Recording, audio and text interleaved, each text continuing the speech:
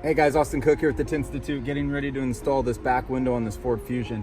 And I'm gonna do a video on how I install it. There's a couple things that make this window different, and that is that it's got the carpet back package tray. So those of you that are just starting, when you go to pull that liner off the way I do, it sometimes likes to slide.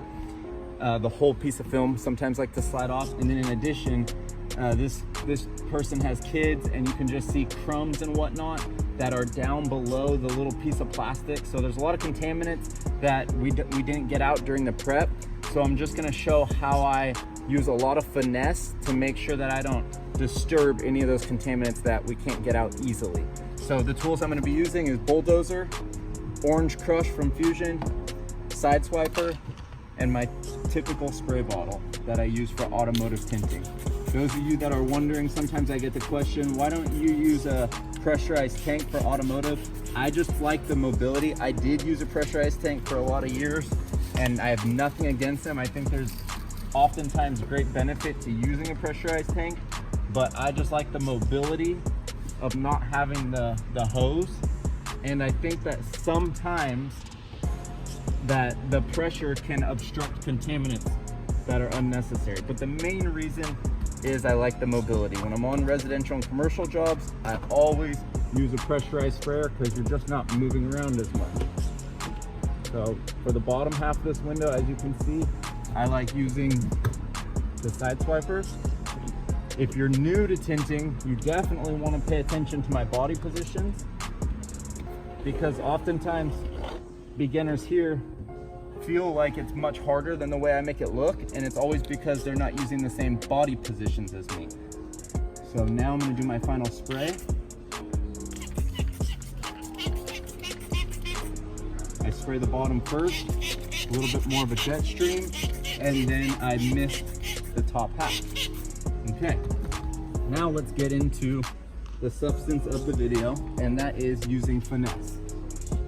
I'm gonna unroll this 3/4 of the way. Notice I left the center headrest in intentionally. That gives me a great little spot to start my hand underneath. I lick my thumb on my left hand, and I hold just the very, very, very edge of the film. And then this is the critical part. I'm keeping the liner scrunched in my hand so that it doesn't hit itself like that. I'm doing that just to demonstrate, but I hold it up so it doesn't hit itself. If you pull it back on itself, it likes to stick no matter how dry it is. So I pick this up and I set it on the other side of the roll.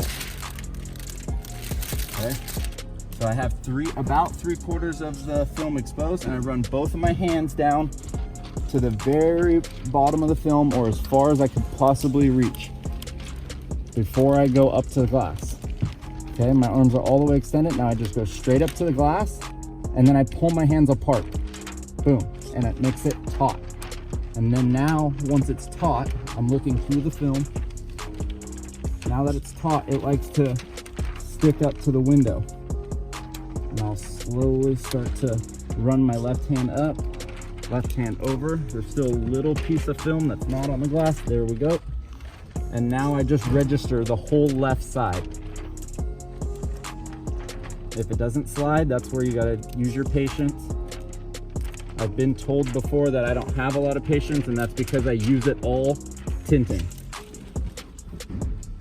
And I think that's true for a lot of tinters. All day I use patience when finessing the film. So now I hold my finger right here, grab the liner, and again, try to keep it from touching itself.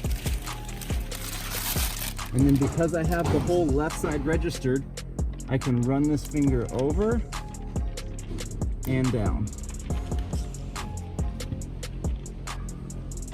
And there's a tiny little light gap just on my right side, and I'll just push that down.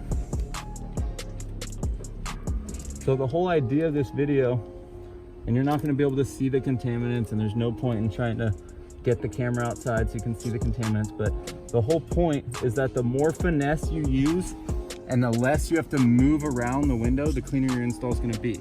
So those experienced tinters know about how many contaminants are going to be underneath my film just by watching is how smooth I did it. It wasn't perfect, but I would say that install was about 90%. There was one or two little spots where I could have used more finesse and got it even a little bit cleaner. But it's all about how little you can move around the film during installation and how many like oopses you have.